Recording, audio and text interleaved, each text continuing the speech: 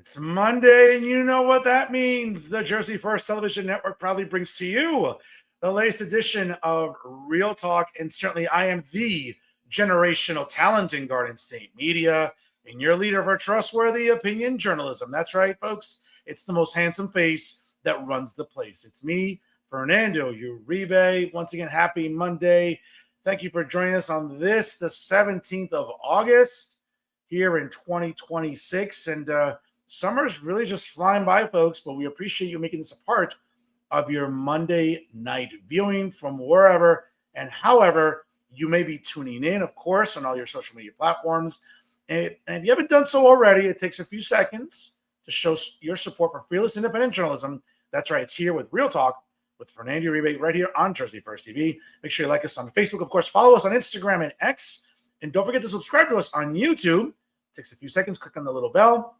You're automatically subscribed to all of the great content we bring you here every single week on the Jersey First Television Network. And of course, whether you get your podcast on Spotify or SoundCloud, make sure that you favorite Jersey First on all of your devices.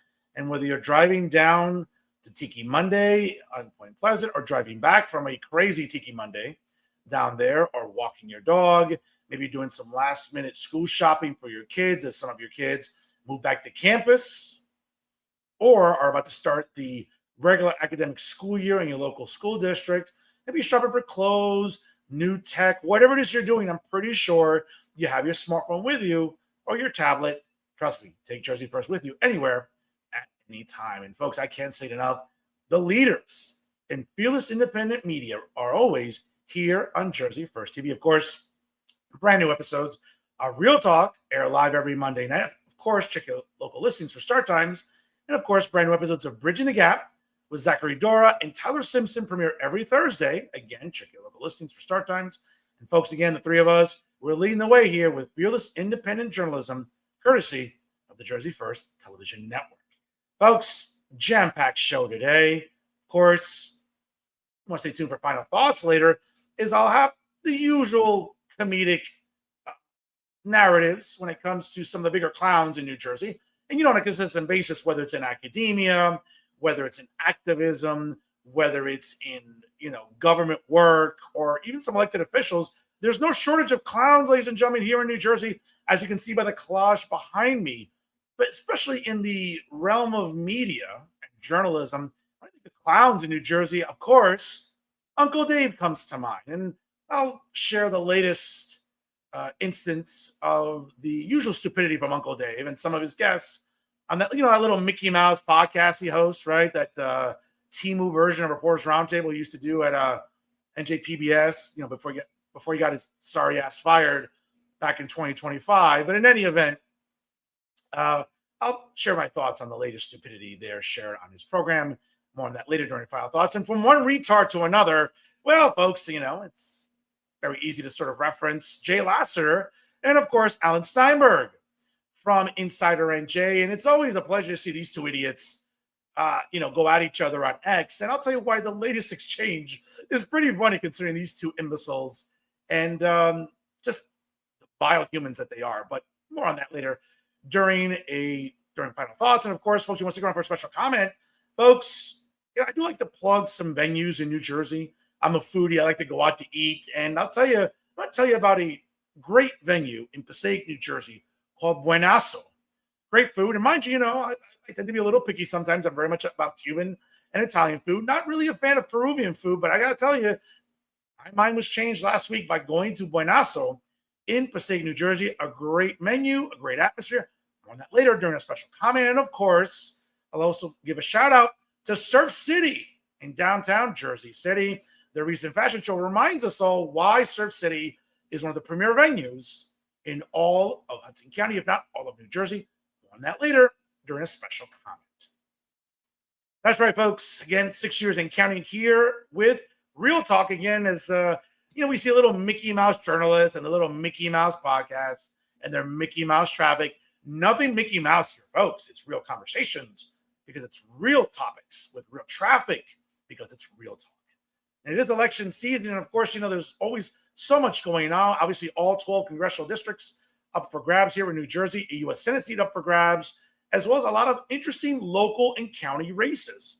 Well, folks, there are 21 counties and there are elections galore all throughout the Garden State. Let me tell you about an interesting race all the way down in South Jersey, all the way down in Burlington County.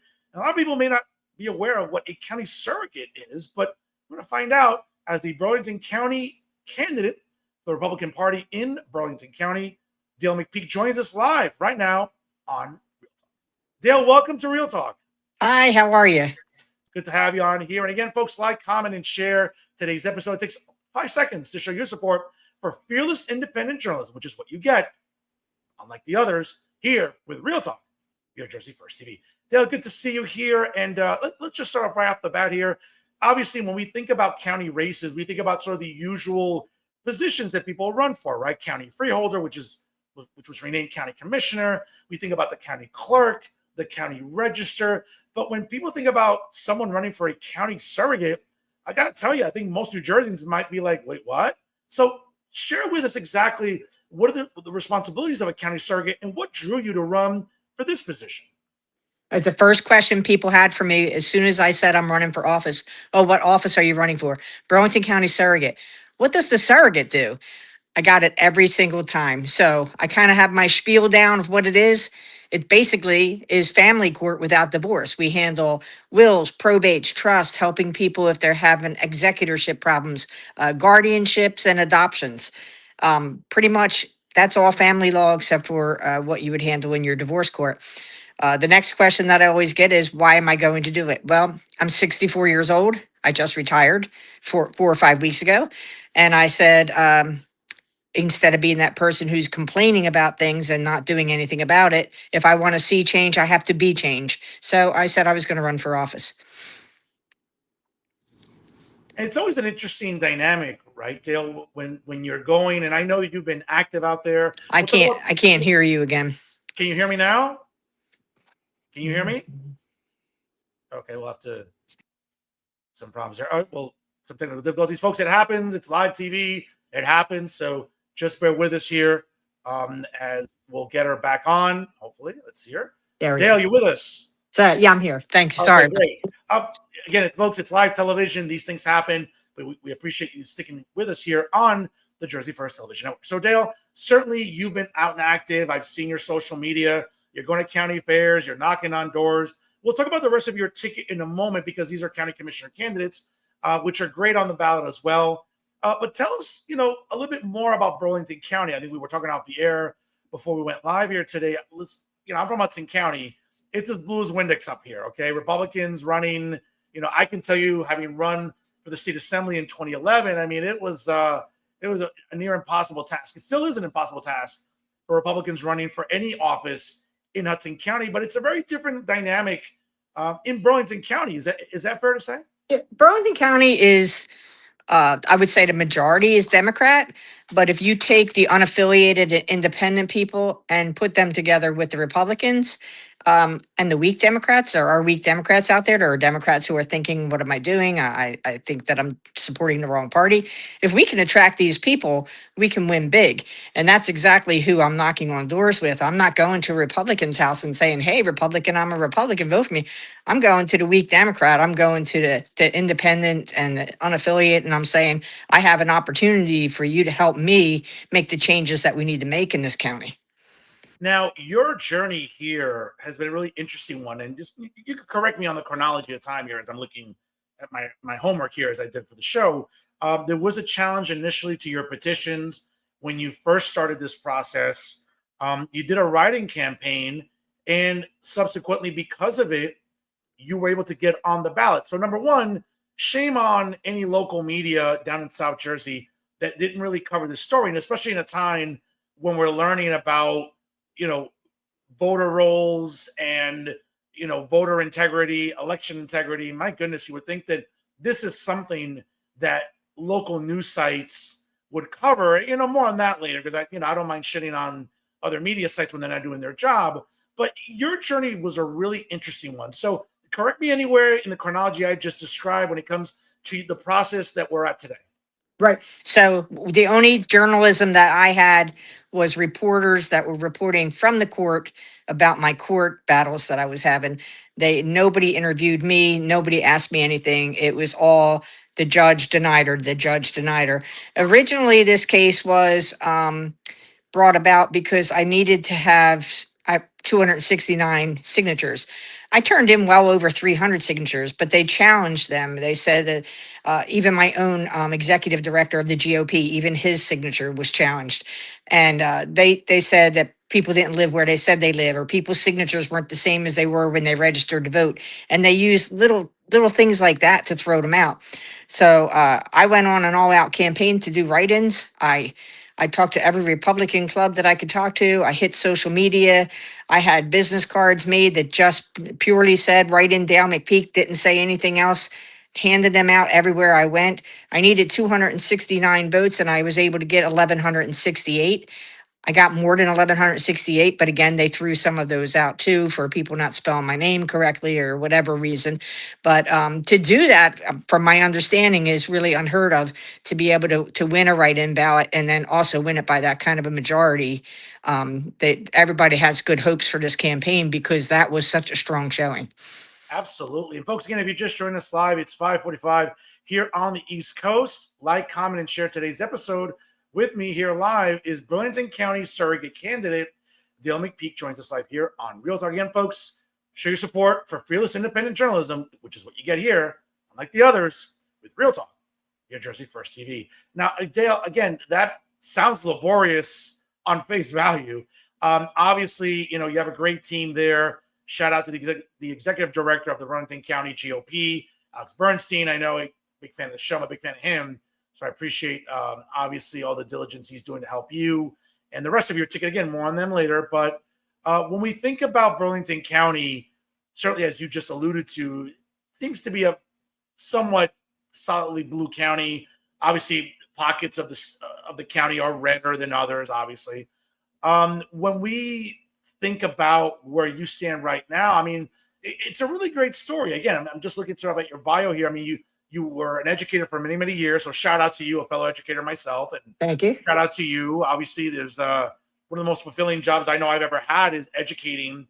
And I'm sure you feel the same way. And obviously from there, you've transitioned to working with seniors and veterans. So take us through that journey from retiring from teaching and thankfully like no longer getting your membership dues deducted to bullshit NGEA conventions in Atlantic City, right? Well, To now, I was never in the NGA because I worked for parochial schools. I worked for the okay. Diocese of Trenton, and thankfully I did that because it made my transition easier. I transitioned not because of retirement from that, but I transitioned because I had an injury, and it was a pretty serious injury. I was a physical education teacher, and I really messed up my knee. And when I was going through physical therapy, I absolutely fell in love with physical therapy. And I would see the other patients not doing things right. And the therapist was always busy. And I'd say, oh, you shouldn't do that like that. You might hurt yourself. Or if you're going to do it anyway, you should do it like this so you don't hurt yourself. So the therapist came over and talked me into going back to school for physical therapy. And I did. So and I've not looked back. I loved teaching, but I considered physical therapy teaching as well, teaching people exercises and lifestyle and how to take care of themselves. And yes, I worked with the military. I worked for, I was a DOD employee out at McGuire Air Force Base. Okay. And I worked for the prison system. I worked at St. Francis Medical Center in Trenton when they have their max security prison on their 5th floor. I worked in cardiac rehab also at St. Francis. And I did a lot of rehab in rehab facilities throughout Burlington County and Camden County that we focused on the elderly. And that became a passion of mine because there's nothing more fulfilling than having somebody who's maybe not only going through something physically, but she has no family or caregivers or people in their life to help them get through. So you can be that support system for them too. I gotta tell you, Dale, you're a tough lady. Oh my goodness. I mean, you are one tough cookie there. So good for you in terms of your recovery and the process you've gone through. And certainly, as you've mentioned, I mean, without a doubt, I'm sure how fulfilling it must be now working in physical therapy when you yourself had to endure it. You know the journey, you know the process, and working with others now. I mean, obviously, has to be overwhelmingly therapeutic to some extent, right? but also extremely fulfilling. Is that fair to say? Yeah, it was like going full circle. I was teaching, then I was working, and then I was teaching again. And now I'm out just trying to be the advocate to make everything else in their life easier. Helping the students that are being adopted, or the students that need guardianships because they're handicapped or whatever, and watching the elderly need guardianships because they're no longer able to think for themselves and make their own decisions. It's like I've come full circle. My sister even jokes with me that I've come full circle because when I originally went to Rutgers back in 1980, I went there a poli sci major as pre-law. So she's teasing me that going to the surrogate court now, I kind of went full circle from the first day of pre-law.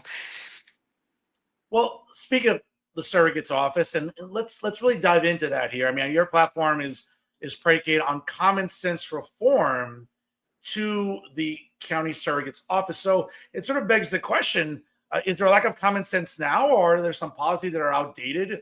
What Yeah. would you like, should you be successful in November? I hope you are. What would you like to start implementing in January when you take office? Well, I've said since day one, very first thing I want to do is go in and streamline the paperwork. The paperwork there is absurd. It's pages after pages. And if you don't dot your I and cross your T's, you have to start it all over again. It's an expensive process. They don't have electronic filing in the Burlington County courts for the surrogate court. Wow. Okay.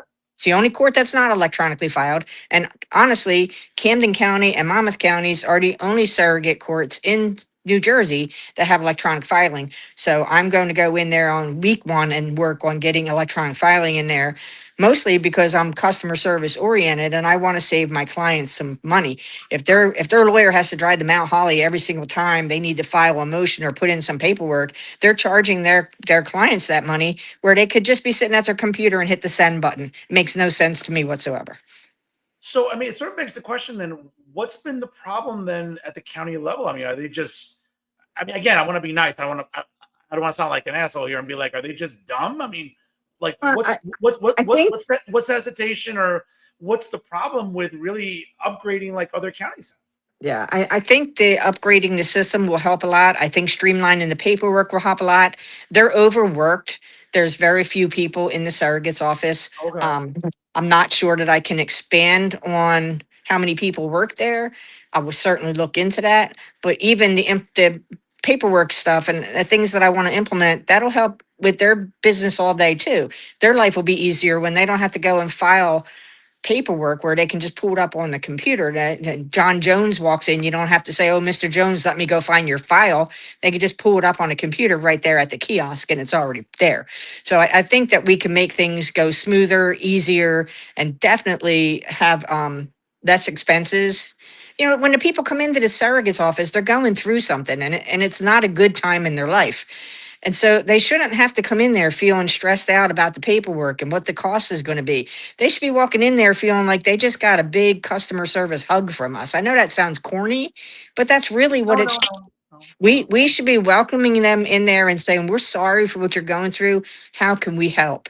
And I'm not saying that they don't do that, but they just don't have the avenues and the tools that they need to make it be efficient. So I'm sure that not being efficient is not helping with customer service either.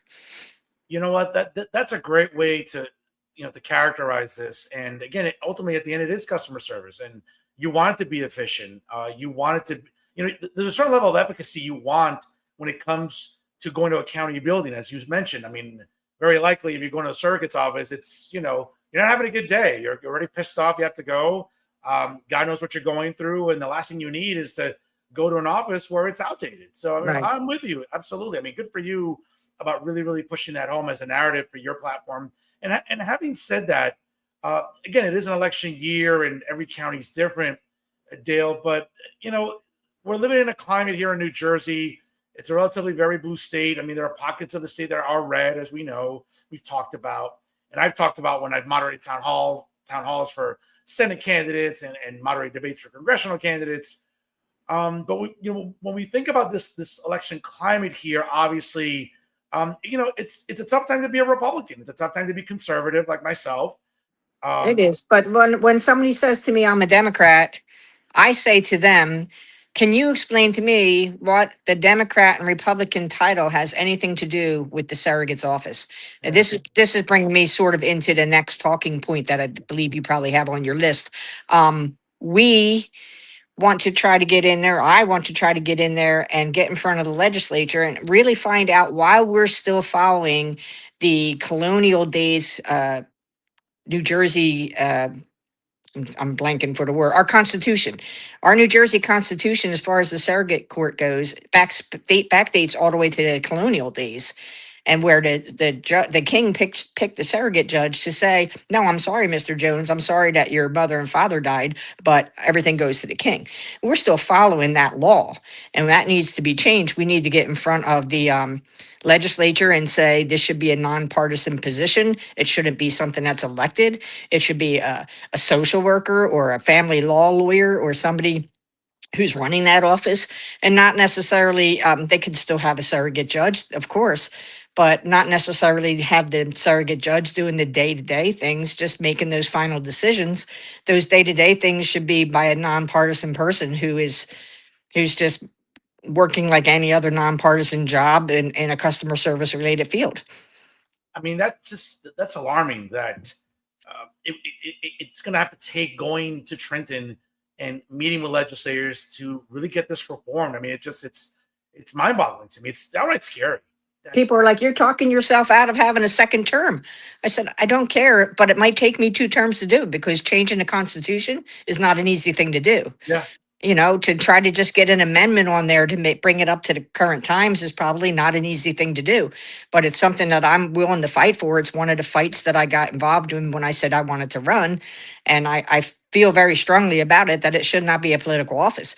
And by the time I talk to the people that say, well, I'm a Democrat, I'm not interested. By the time I tell them all this, they're all like, okay, yeah, you can give me your literature. I probably will vote for you. So, it's a good avenue to reach out to people and get them to talk to me. So Absolutely. And again, when we think about efficiency and efficacy at the county level, I mean, again, people, whether it's going for jury duty, or as you mentioned, a surrogate's office or the county clerk's office, I mean, you just, chances are you don't want to be there. You don't want to drive. You want to park. You want to go through all the nonsense you have to go through. And that goes the same for the judges, because the judges, when they hear that I want to make this surrogate courts electronic, they're all like really happy about it, because that saves them a lot of time and energy, Correct. They're happy to just sit at their computer and hit send. They don't like having to charge their client to drive down there, but my house is the center of the thing. So it's an easy half hour from everybody. And, it's a round trip. That's an hour people are billing for going down to file paperwork that they could just hit send. Yeah, they could just download the PDF, Yeah. edit it, and then send it back. Absolutely. Absolutely. Mm. Let me ask you about the rest of your ticket. Obviously, some good people on it. Obviously, I know all three of you have been knocking on doors, going to the food festivals, the carnivals. It's the summertime. And something, New Jerseyans are famous for this. There's a lot to do during the summer, right? The summer months are very limited here, whether it's going down the shore or taking vacations. For political junkies like myself, I mean, I'm following politics 12 months a year. Right. That's not every New Jersey, and that's not every Burlington County resident. So, you're doing your best along with your ticket to talk to residents, knocking on doors, as you mentioned, going to festivals, going to having town halls. Share with us a little bit about your running mates and, quite frankly, why they're such good candidates as they're running for county commissioner seats.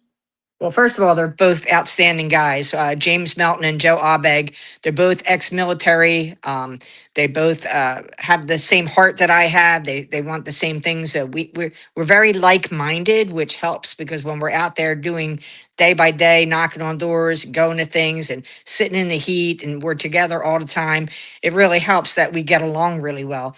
But Joe is in it for the same thing sort of I am. He's retired and he wants to give back, and he actually has said that he's not going to accept his salary if he wins the commissioner seat. He just wants to get in there and try to help control some of the mindless spending that goes on in the county. He goes to every county commission meeting.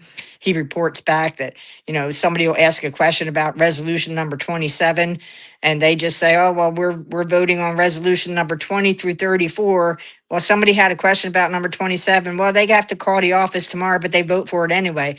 So we're thinking if we can get Joe and James to be in there, we won't have the majority. There's still going to be 3-2, but at least we can have some checks and balances in there. Somebody to hold up their hand and say, "Hey, wait a minute, there was a question about number 27. Let's table that to the next meeting," and that would be helpful in trying to help us get our taxes down without just having everything just blindly approved.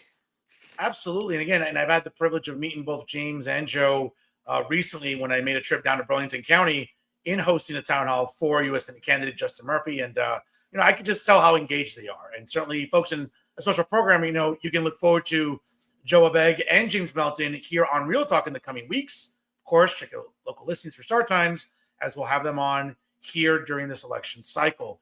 Dale, when we think about right now, again, the election season, and the current political climate in New Jersey, as I had mentioned, for your office, it's not really about Republican or Democrat. It's about just being someone who's efficient in that office and trying to hopefully reform some of the outdated policies and methodologies that they've invoked in there for quite some time.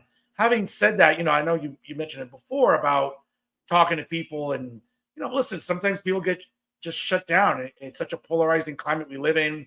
Here in New Jersey, I say it all the time. It's not because of people like Fernando Uribe that we have the highest property taxes in the country. It's not people like Fernando Uribe who occupy the halls of Trenton that, don't dissolve the gas tax when it's not doing anything to help us. We saw we're in the bottom third of road quality in the country. Right. The tolls on the turnpike and the parkway, as residents are going up and down New Jersey to hit the beaches, not the best beaches either, but regardless, tolls are going up again. And I say it all the time. It's like, hey, don't blame conservatives or Republicans like Fernando Uribe or the like in Trenton. I can't even sniff Trenton, or people like me can sniff Trenton. It's been under Democrat rule for over 25 years in the legislature. Exactly. A lot of county commissioner positions are like that. And, to your point about a surrogate's office as well, you're going to have to go to the legislature and work with them to overhaul and enact some legislation to really help, get this reform moving. Now, if you're asking them to, implement a new tax or spend more money, hey, they're happy to do that. Unfortunately, that's Trenton. Right. But, right now in New Jersey, on a scale of 1 to 10, what would you say is, the difficulty level of running as a Republican in this season? Oh, it's probably a 3. 3, it's a difficult task. I've had people shut the door in my face. Oh. On Saturday, I had a lady who was talking through her ring as her husband actually was answering the door. I hand him my literature and she said, "I told you I'm not interested." He took the literature. So she saw that he took the literature. She come running to the door and she starts yelling at me about President Trump. I said, "Well, I don't have anything to do with the federal government. I'm here to make this county better. I work hard and I pay so many taxes." And I'm like, exactly. I'm trying to help that. James is here with me. He's trying to help that. We're trying to get the taxes down so that we can live more comfortably in this county. And it's going to take all of us, not just the Republicans, not just the Democrats. We need to all work together to get this done. That's the only way we're going to get anything done in New Jersey going forward, I think, is if we could just put the gauntlet down and just work together. We are all New Jerseyans. We all need to be, whether we're red, blue, or pink, it don't really matter what we are. We just need to work together and get things done, right the ship, get that even keel back, and set sail off for good green pastures. Because speaking of green pastures, that's another project of ours out here in Burlington County, is the open spaces with the housing that they're building and the mandates. And I talked to Senator Tiver's office about, let's get a commission together to see if we can look at abandoned buildings and abandoned houses, and people go in and refurbish them and retrofit them into housing, warehouses and stores that are already sitting and empty, already have the infrastructure. Why tear things down and build new when we have the infrastructure there? And it would save the taxpayers a lot of money to just go in and do refurbishments. I think a committee needs to be formed statewide for that, because you can go into any town, any city, any rural area in New Jersey, and you're going to see a building that's sitting empty, and it could be retrofitted into new housing without having to build new and tear down our farms or tear down anything else. So great points there. Absolutely. And folks, if you're just joining us live, it's 6 o'clock right on the dot here on the East Coast. And my guest tonight is Burlington County Surrogate candidate Dale McPeak. Here, folks, drop a comment or a question in the comment section.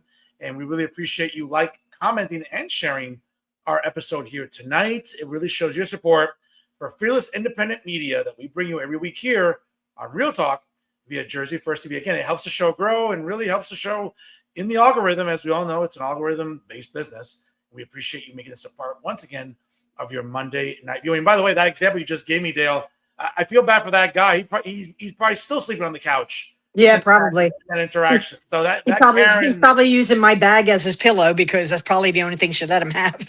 Yeah, I tell you, that Karen sounds like, oh my goodness, wow. Yeah, it was not pretty. And, James was like, we should have just walked away. I said, no, that's our problem with Republicans right now. We're not being vocal. We're letting them scream and shout and yell at us and do anything they want to do to us. And we're not being vocal. And I'm tired of that. I'm going to be vocal from now on. I'm proud to be a Republican. I've been a Republican my whole life. And it's time for me to speak up and let people know I'm a conservative. I wouldn't necessarily say that I'm MAGA, because people think, oh, MAGA's bad. I do want to make America great again, but I am a conservative and I am a Republican. I am white. I want this country to be the greatest country in the world, and I want this county to be a part of that. I want my town of Southampton to be a part of that. It all starts at the local level and it extends out, and we all just need to work together and be together, and we can make this happen again. And listen, I think you nailed it before when you spoke to the gentleman via the Ring camera there on the door. I mean, it's a local election. It's a county election. Right.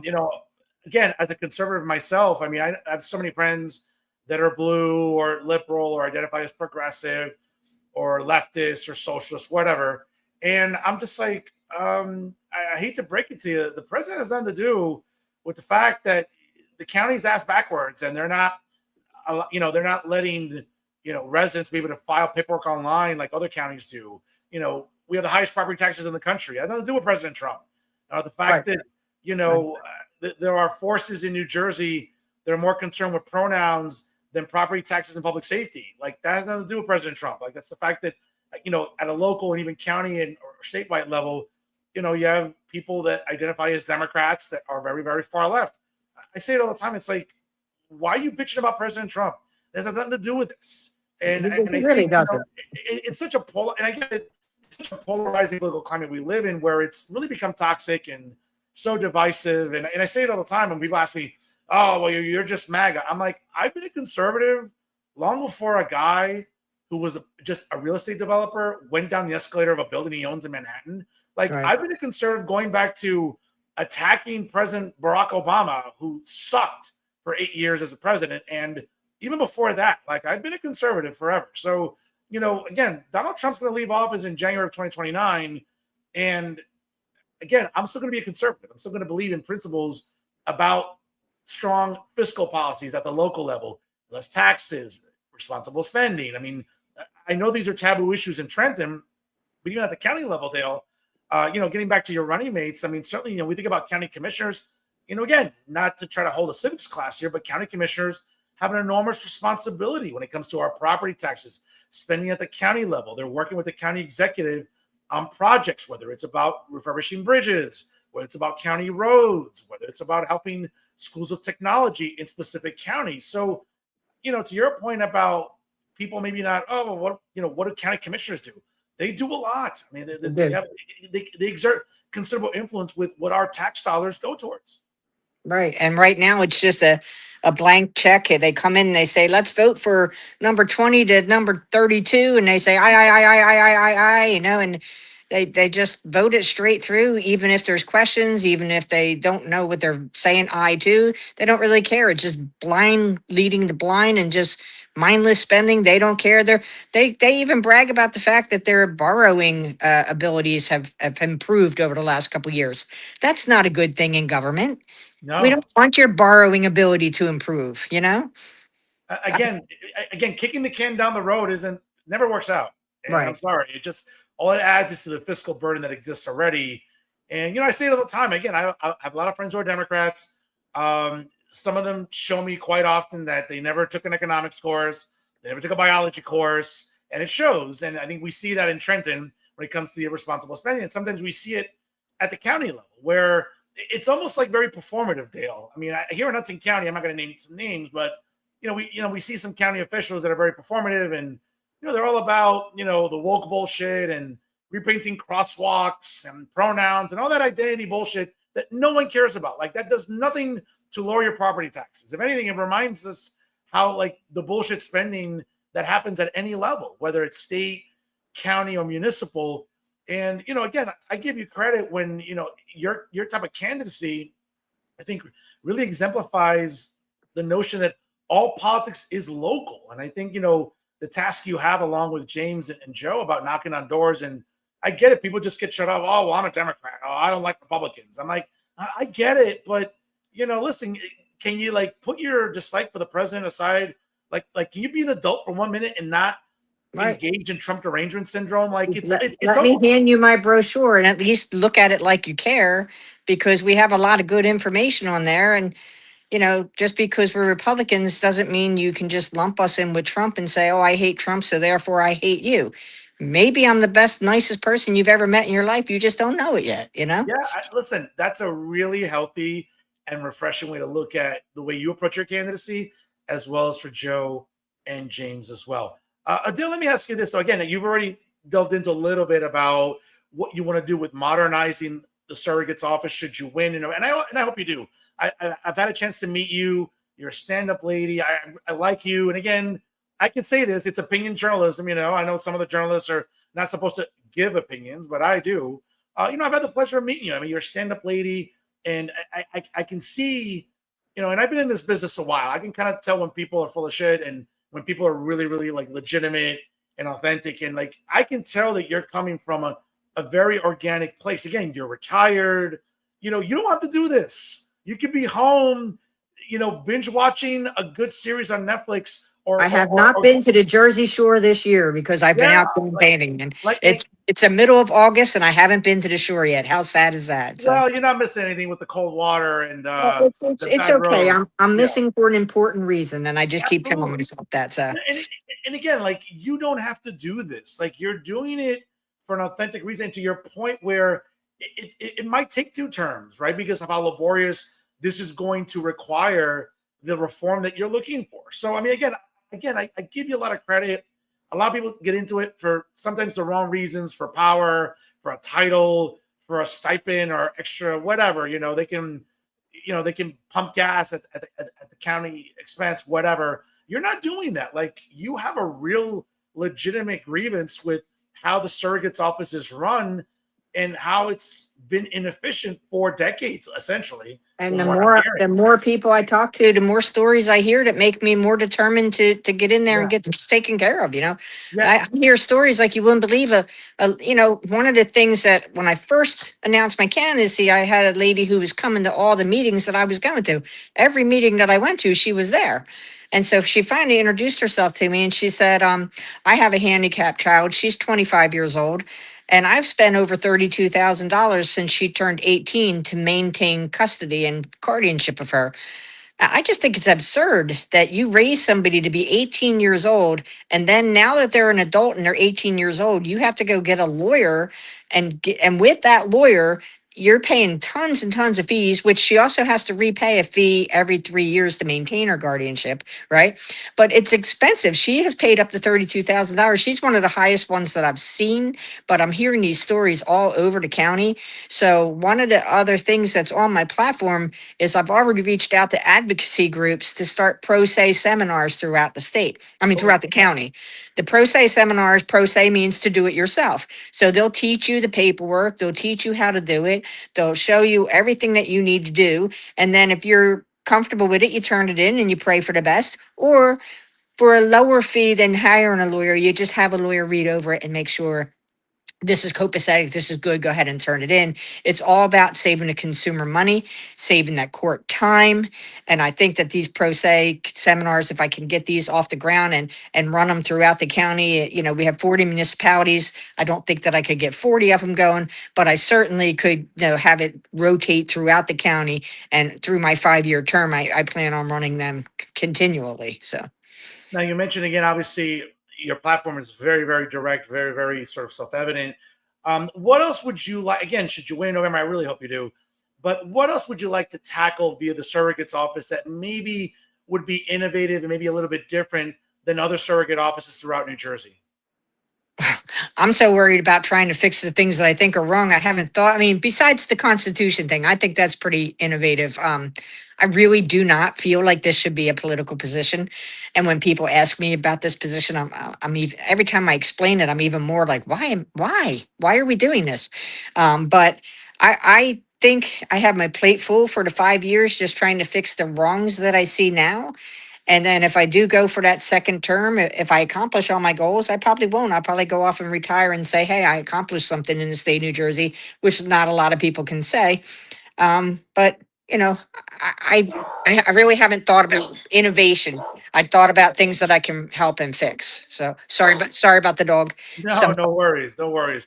Joey, get Folks, down. again, it's 6:15 here on the East Coast. We're about to wrap up shortly with Burlington County surrogate candidate Dale McPeak, our guest here live on Real Talk. Again, folks, take a few seconds, like, comment, and share to show your appreciation for fearless independent journalism, which is what you get here every single week via Jersey First TV and Real Talk with Fernando Uribe. Dale, we've gotten to know, learned about you, the educator, the physical therapist, the candidate. Let's do a quick lightning round of just Dale McPeak, the tough Jersey girl. So let's do a quick lightning round here and get to know you a little bit better here for our audience to learn more about Burlington County surrogate candidate, our guest tonight here, Dale McPeak on Real Talk. So, Dale, you a baseball fan at all? Oh, absolutely. I was actually a baseball umpire. Okay. Favorite baseball team and favorite Phil- player? Philadelphia Phillies, and my all-time favorite player is going to be Chase Utley. I just love that boy to death. I used to sit in the stands and say, "That's my boy," and people would look at me and say, "Is that your son?" I'd be like, "No, of course Oh, not." that's funny. Yeah, That's so funny. I love Chase Utley. It was nice to see him get on the Wall of Fame this week. I also am a big Eagles fan. If it's a Oh, Philly sport, I'm all over it. I just absolutely love sports. When I was a sure, sure. when I was a school teacher, I was the coach. I coached the track team. I coached the softball team. I coached little league. I coached softball. I coached soccer teams in the West End soccer in Ewing Township. Okay. So I've done a lot of sports over the years, and sports is really important to me. I played sports all through high school, and I'm a grandmother of daughter. My granddaughter's playing softball right now, and Nice. I wanted to be her coach so bad. I keep asking her, let me come help your team. No, my mom, I don't want you to do it. So I say, well, why don't you want me to do it? Because you taught my dad and Aunt Katie how to take a pitch and get hit with it so that you can get on base. And I don't Oh, want to do that. that's amazing. Oh my goodness. All right. I mean, I that's great. Oh my goodness. Yes. So we went to the last game of the season. It was the championship game, and for some reason, the other team didn't have enough players or whatever. They didn't show up. So we played a parents against the kids game, where she ran out to the stands and gave me her glove and said, "Get out in the field, Mom. You're playing. You got to show me how good you are." And I'm thinking to myself, "Oh, good Lord, please don't let me mess this up." So I did okay in the field. Then it was my time to come out the bat, and I'm standing in the batter's box with her little tiny little bat, and I'm going, she's 10 years old, so she's got a small bat. And Right. I'm up the bat and I'm saying, "Dear Lord, you'd have to let me get a hit," because all I ever tell her is I can really teach her to be a better batter. So I rope one out to right field, and she comes in off the field after the inning's over and she goes, "Oh, Mom, that was a nice hit." I'm like, "Oh, thank you." I was Oh, really, that's really great. happy in that moment. So That's a great story. Good stuff. Compelling, rich. That's great. And just getting back to your selections, you mentioned the Phillies. I'm a diehard Yankee fan. As you know, I literally look at New York every day. The yeah, I skyline. know you're a Giants fan probably too, but I No, like, no, no, no, no, no, no. Wait a second. I don't know don't if you tell me noticed. Cowboys or I hang up. I don't know if you noticed, because if you notice right behind me there, I'm a fan of America's team, the Dallas Oh, Cowboys, oh Dale. Now, gosh. again, to your point about Chase Utley, not very well liked in New York for obvious reasons, Right. right? I think we know about Chase Utley. Big Yankee fan. Obviously, that '09 World Series, really compelling back then. Obviously, a great series. Quick story for you, being a dedicated fan of America's team. Dale, I have a buddy of mine who is a Eagle season ticket holder. So I go to the Eagle Cowboy game every year. And I got to tell you, number one, again, you're a stand-up lady. this isn't directed at you. I feel I need a tetanus shot every year when I go to Lincoln Financial Field. It is perhaps some of the worst humans I come across. I had a 10-year-old kid a couple of years ago. Now, again, I don't wear anything bombastic or inflammatory. I'm a loyal Cowboy fan. But I was walking with my buddy, and we're walking, from the parking lot. Now, mind you, when we park and we get out of his vehicle, the section we're sitting in is the same seat he's had for years. So the section knows me personally, so they don't really give me a tough time. But going from the parking lot to the stadium and walking through there with Cowboy gear on, I mean, I had a 10-year-old boy scream, a homophobic slur. I'll leave it at that. Yeah, I'm sure he got an education that day. Yeah, and his dad and his mom were laughing. I'm like, Philadelphia for you folks, Yeah, pretty much. But yeah, so favorite Eagle. Yeah, Eagles are great. I love my Eagles. So, favorite Eagle. oh, my favorite Eagle of all time, Reggie White. Loved Reggie White. That's a good choice. Really classy guy. Stand-up human being, obviously. Certainly, who lost his life way too young, but a very stand-up guy for sure. Yeah. I have his jersey. I have a few jerseys. I don't have Chase's jersey because I don't know. I had a thing about if I bought a jersey while somebody was playing, it always seemed like they got hurt, like Wentz. I bought a Wentz jersey, and as soon as I bought it, they got hurt. So I don't wear jerseys until people are either in the Hall of Fame or they have expired. So I have Reggie White, I have Mike Schmidt, I have Boog Powell, but Boog Powell's not a Philly, so I didn't think that would, he's, Baltimore Oriole, but I loved him. He was a great player. I don't know if you ever, well, you're a Yankees fan, so you know who Boog Powell is. No, I'm definitely familiar, yeah, for sure. Yeah. Now, obviously, all the eyes of the world are on Philadelphia this season in the NBA as LeBron James signed with the 76ers. Are you a 76er fan at all? You go to games? Oh, yeah. If it's a Philly sport, I'm all about it. I love Philly sport. All right. Flyers, I'm assuming, right? Big Flyers fan? Broad Street Bullies. They Well, my junior and senior high school years was when they were so good, so you had to fall in love with them. Okay. A big Devil fan here. So obviously a lot of great rivalries over the years between the Devils and Flyers during the playoffs. And, it'll be interesting, right, Dale? That opening night, LeBron James and Philadelphia have to visit the Garden and see the New York Knicks hoist that banner, right? It'll be interesting, right? It's going to be really sick to watch that happen, I'm telling you. That'll be interesting. And obviously, we'll see how the Eastern Conference plays out for the Knicks and Sixers and Miami and Detroit and, Cleveland, Boston. A very cluttered Eastern Conference, to say the least, so we'll see. Yeah, it's going to be tight, but it's going to make it more exciting for the fans. Absolutely. And that's what it's all about. I mean, nothing worse than going through a blowout season and, you're at the point where I'm not even going to watch tonight because I know they're going to win or I know they're going to lose. So I think it's going to be a really exciting season. It's going to be good for fans to just really get together. And I'm all about people getting together. Let's just let's stop this animosity stuff and let's just all get together, even in sports. Well, I had a Mets guy when I was walking. This was back when I had my injury that made me stop teaching, right? I had my my leg in a brace, and I'm walking across the street on crutches. I'm walking with the green light. I have the light to walk. This guy pulls out of the line of traffic and stops inches away from my crutches. Gets out of his car, starts cursing at me because I was a Phillies fan. I said, "Oh God, that's terrible! Come on, you do know you're in Philadelphia, right? That takes a lot of nerve to come to do that." So I said, "You know what I'm going to do right now?" He goes, "No." I said, I'm going to drop these crutches, and then I think you can figure out what I'm going to do after that. So I dropped the crutches to the ground. You never saw anybody jump back in their car faster. Oh, my goodness, Dale. Good for you. Good for you. Well, again, coming up, football's right around the corner. It's less than 30 days to go. I like, I know I sound like the usual Cowboy fan. I like our chances this year. Defense really, really, really stacked up here. Apparently, you guys apparently have found another outstanding wide receiver. I don't know how you guys do it all the time, but you have a rookie wide receiver out there that's turning heads all over the camp. So good luck with that. I think he's going to be good for the team. Dale, it's been over 30 years. We're due a championship. Let's go. Let's hope so. Let's hope. Favorite American president and why? I think it'd be probably Ronald Reagan, and the reason why was because we were going through tough financial times before he took the oath of office. I was a young mother and trying to get myself my first home, and interest rates were 18, 19%, and I couldn't do it.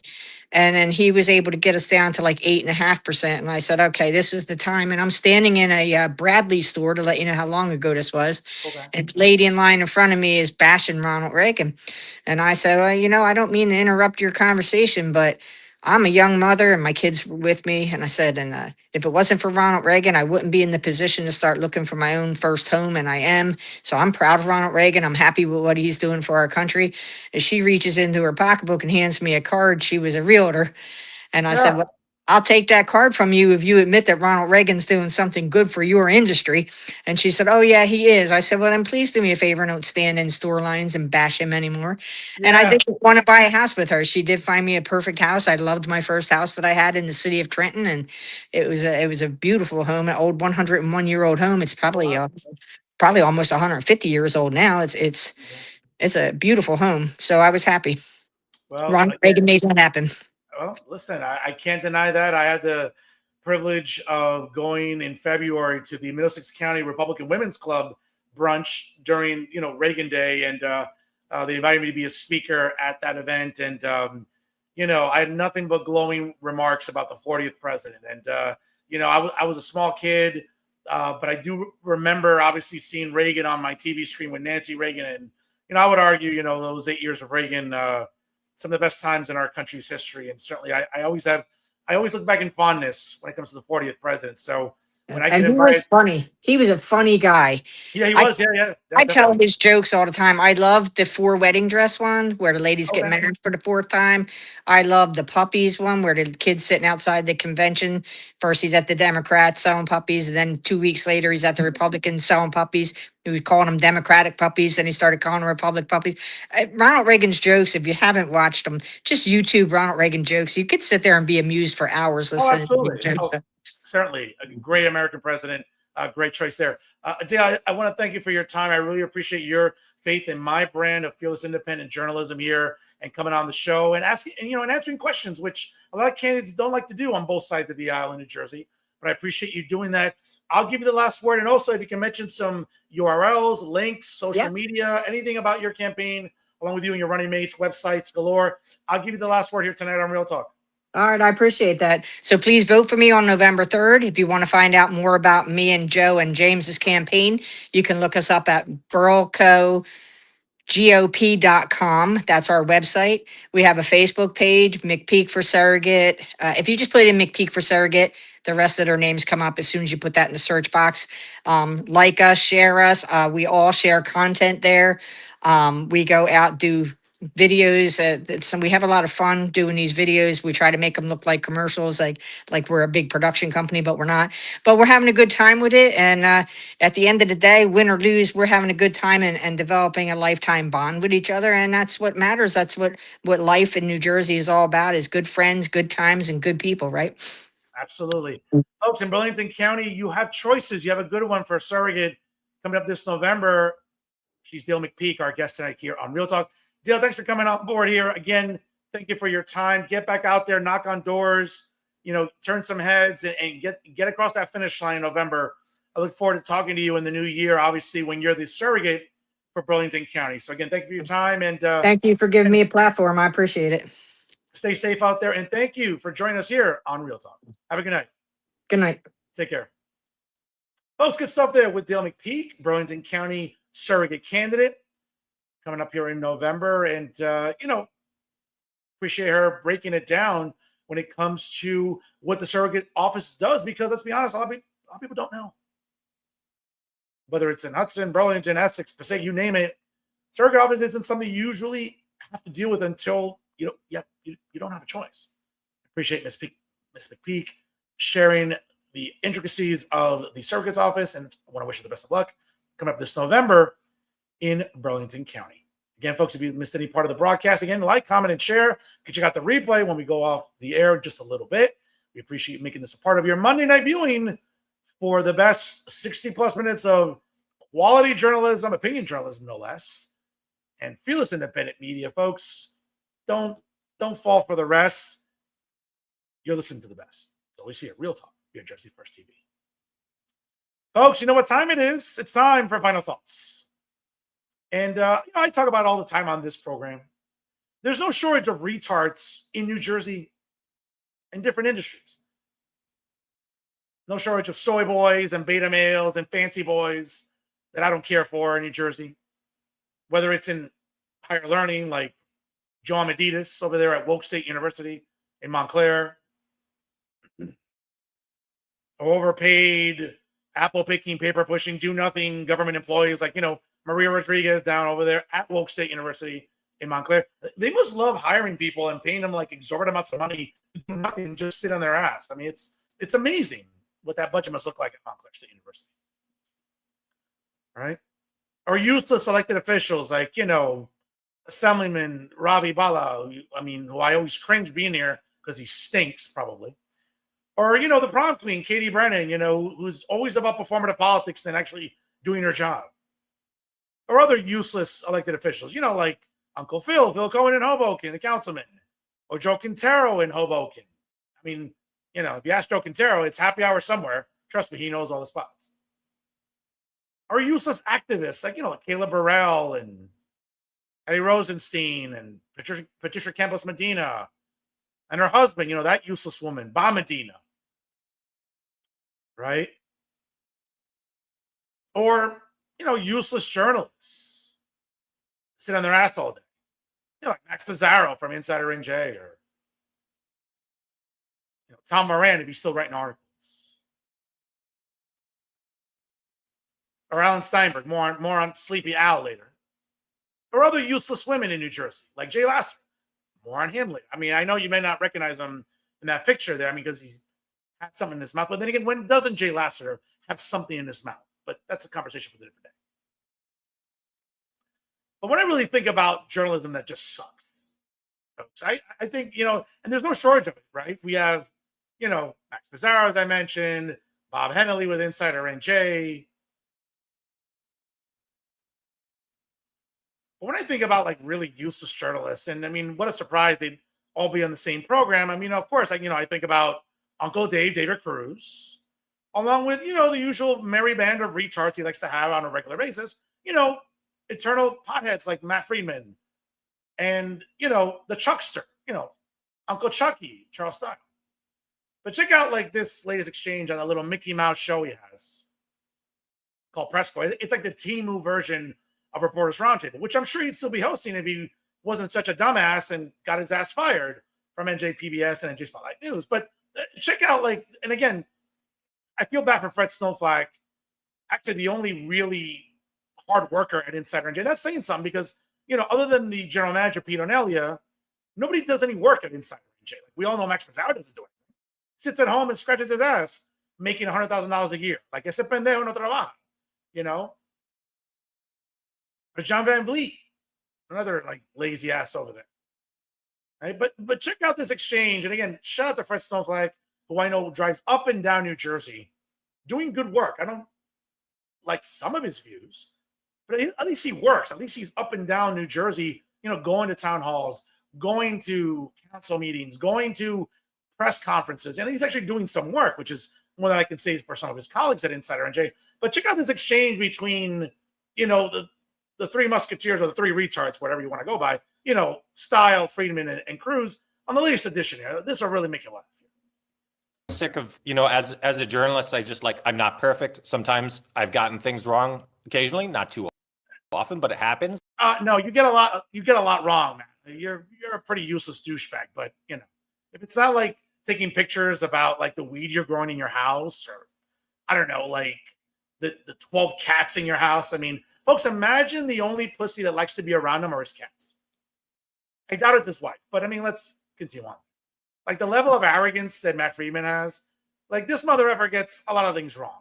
But that will require Maddie to have some awareness, and we all know that fancy boys like him don't have awareness. But let's continue on with this nonsense last week. And but the thing is, I just feel like my job is to tell the truth. It's not to sanitize your movement. Like if you don't want that's what you think.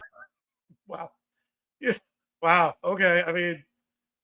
Folks, it's 6:30, and I think I need a drink already to listen to this bullshit from Matt Friedman. But go on. Associate with communism, don't associate with people who promote communism. Yeah, That's Charlie, can left-leaning candidates like in the 12th and in Ana Lilia's district? Can they make inroads enough to take over the state senate or the assembly where? I mean, they're doing it locally, Dave. I mean, you live in a shithole part of Jersey City, as we all know, and you seem to be proud of. I don't know why. I wouldn't say that out loud either. But we're seeing DSA and far left progressives really growing up in the ranks here when it comes to elected office. So it's like, it's not like this is an anomaly. It's happening. Sometimes conservatism can hold sway there. Yeah, because I don't know, maybe because it makes more sense when it comes to economic policies and culture war issues, right? Like where we don't give a shit about pronouns and identity nonsense, like unlike Uncle Dave does, right?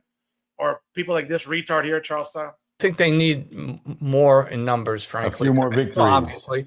And I still think it's a big mountain to climb. I think the infrastructure of the Democratic Party is centrist.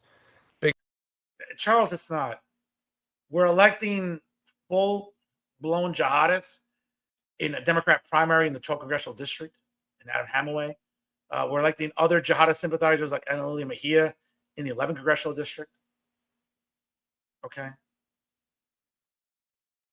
We're electing DSA members to council seats in Jersey City and Hoboken and other parts of the state. So the idea that the Democrat Party is trying to remain centrist is just complete bullshit. But again, when it comes to bullshit, you can expect that from Chucky because that's all he spews. But let's continue with Chucky.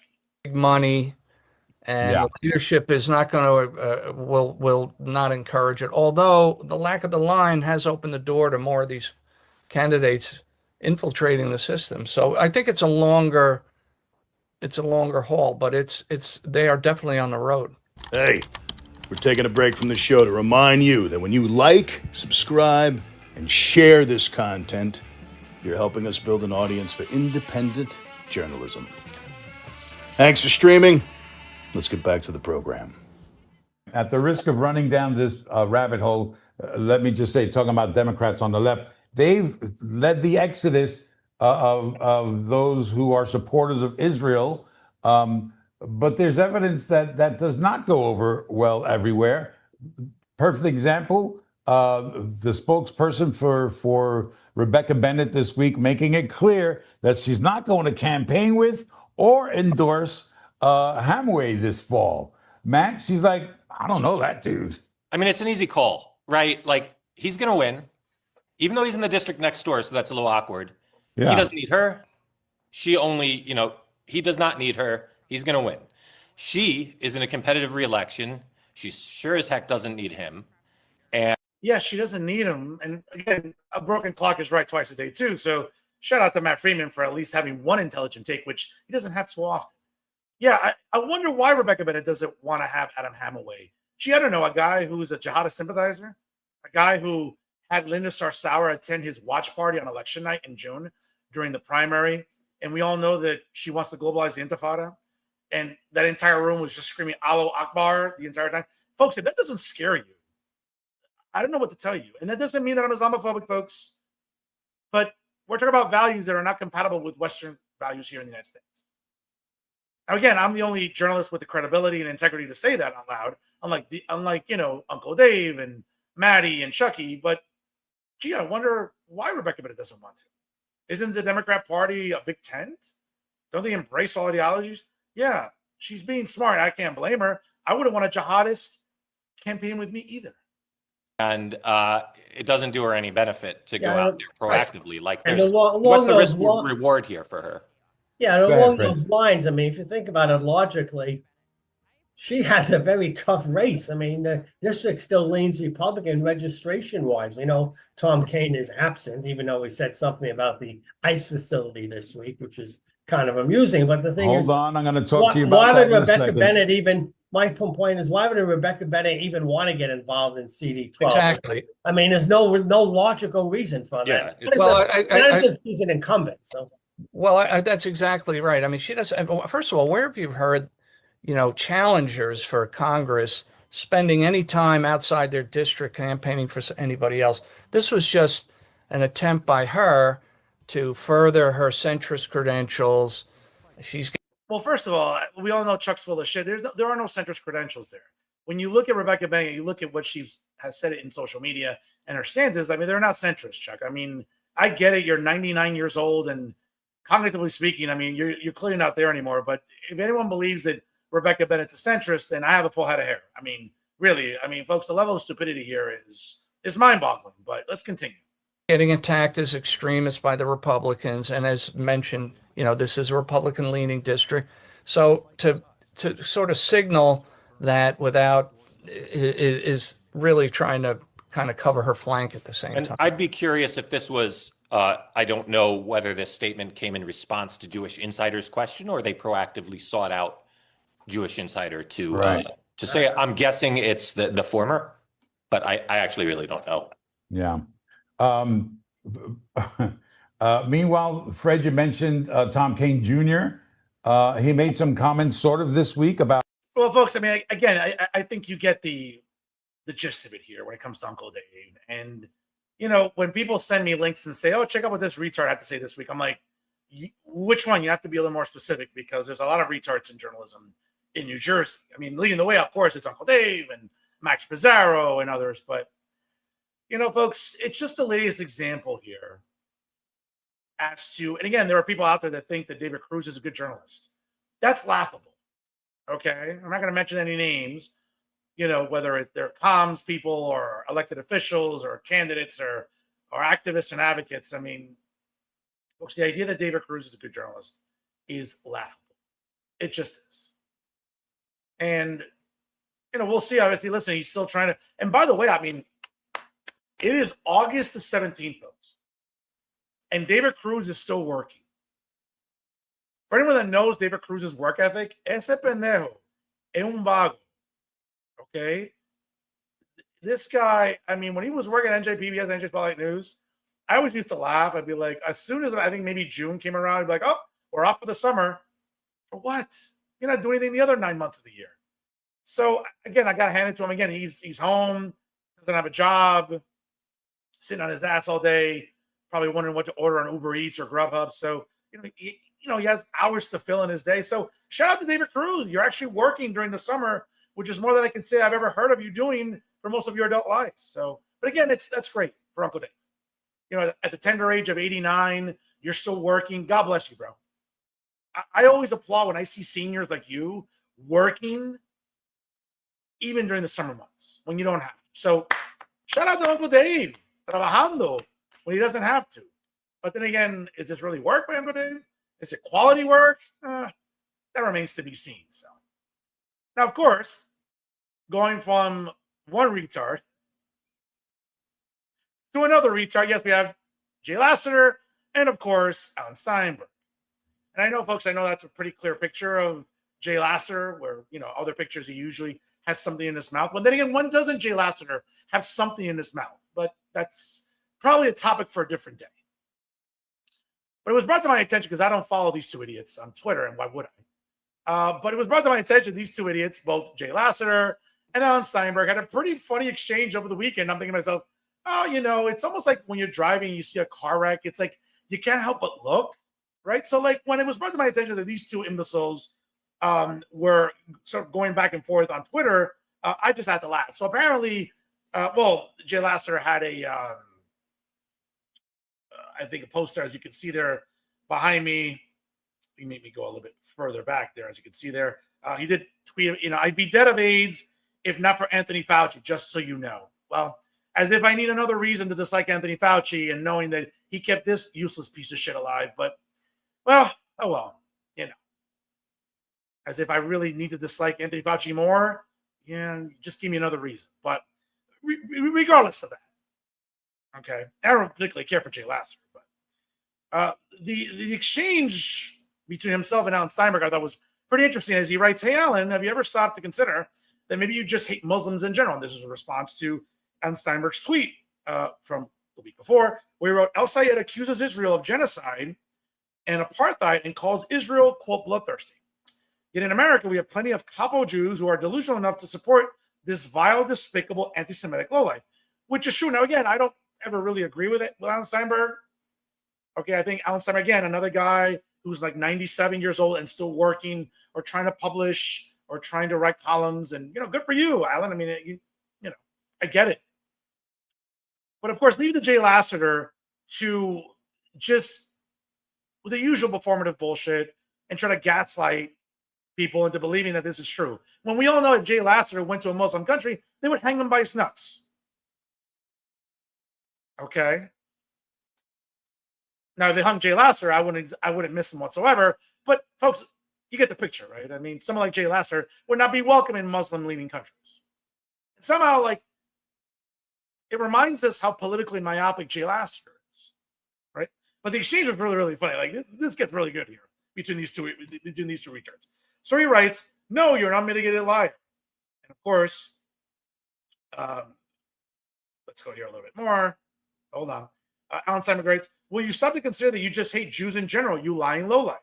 And of course, Jay Lassiter, in the typical classy Jay Lassiter style, because he's a bitch, he writes, "F you, vile old man. You are truly the most deplorable, irredeemable human being I've ever met in my 54 years on this planet." First of all, Jay, stop lying. You look 74. Who are you kidding 54? Bro, tu tá acabado. I mean, you're a former crackhead. There's no way in I don't know what multiverse of Earth you're thinking of that you're 54 years old. Okay, you look 74. Come on. Give me a break. You got more track marks than a railroads. Come on, but let's continue. Then, of course, Alan responds to Jay, "You are a sick anti-Semitic asshole of the worst degree," which means an asshole anyway. "Virtually my entire Polish Jewish family was killed in the Holocaust, and that probably brings you joy, you low-life shit. There is a place in hell waiting for you." I don't disagree with Alan on that one. I don't really agree with any of Alan's takes. I think they're just as atrocious as Jay Lassiter's political takes. But this one, I got to tell you, Alan Steinberg got right. There is a special place in hell for Jay when he does expire, which is, I hope, much sooner than later. But yeah, that is tragic. Again, I can be classy. I can be objective. I can take the high road when I have to. Again, my condolences to Alan Steinberg and his family, certainly losing members during the Holocaust. And again, that's a vile moment in history. For someone like Jay Lassiter to just try to gaslight people, much less someone like Alan Steinberg, I mean, that's just classless. But again, that is Jay Lassiter. Jay Lassiter is a classless piece of shit. That shouldn't surprise anybody. It really shouldn't. And I gotta tell you, I got a really good laugh out of this. When someone said it to me, they were like, "Are you serious? These two idiots are going at it on Twitter?" I just sat there and just had popcorn, and I was just like, yeah. And again, I don't like Alan Steinberg. He doesn't like me. But folks, when we think about vile political takes and a vile human, folks, it's this jerk off. So again, A, as if I need another reason to hate Anthony Fauci, well, I got one, obviously. And two, take your pick. Anti-Semitic, vile, whatever you want to call it. Folks, there's other things to call Jay Lassiter. Classy is never one of them. Just look at his Twitter. And those are my final thoughts. That's right, folks. Again, we appreciate you tuning in here. Again, if you missed any part of the broadcast with Burlington County Surrogate candidate Dale McPeak, share the replay. Like, comment, of course, subscribe to Jersey First TV. We appreciate you making this a part of your Monday night viewing. Yeah, folks. This Twitter exchange was glorious, to say the least. Again, I can't even say it enough. And now it's time for my special comment. Folks, for those of you that stalk my social media, and there are plenty of you out there, like fat little girls that I know that, stalk my social media. Very unphotogenic people, both men and women. Know that I'm a foodie. Know that I like to go out to eat. And I like to eat, as you can see there, I'm a pretty healthy looking man, and I like to eat. I'm certainly not starving. That's not me. But again, let me just preface this by saying that, I tend to be a little, Cuban centric when it comes to my food. Also Italian centric. I love Cuban food and Italian food.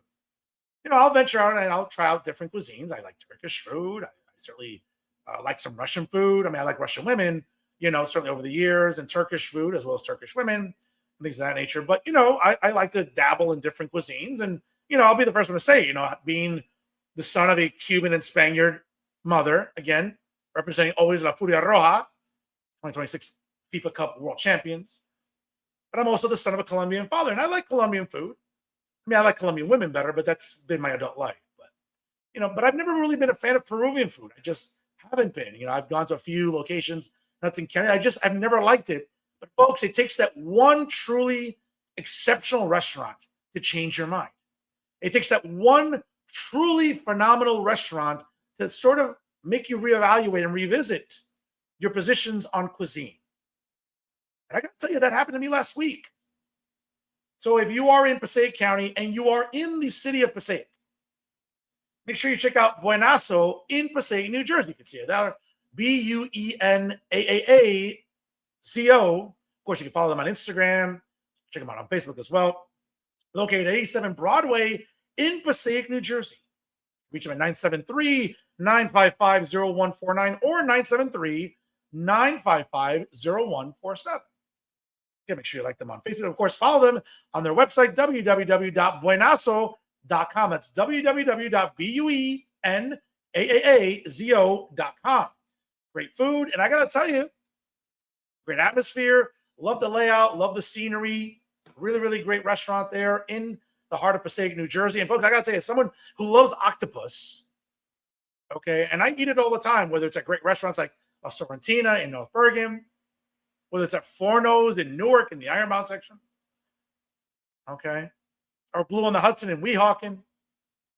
I love a good sample of octopus, okay? I got to tell you, sample size I got at Buenazo, outstanding. So if you're looking for really, really good octopus at a really affordable price with a really good atmosphere, check out Buenazo, folks, in Passaic. Great, great atmosphere, great food. And again, I'm someone that I can change my mind when it comes to cuisine. I can check out new places. I can check out new tastes for my palate, as they say, when it comes to food. But you know what?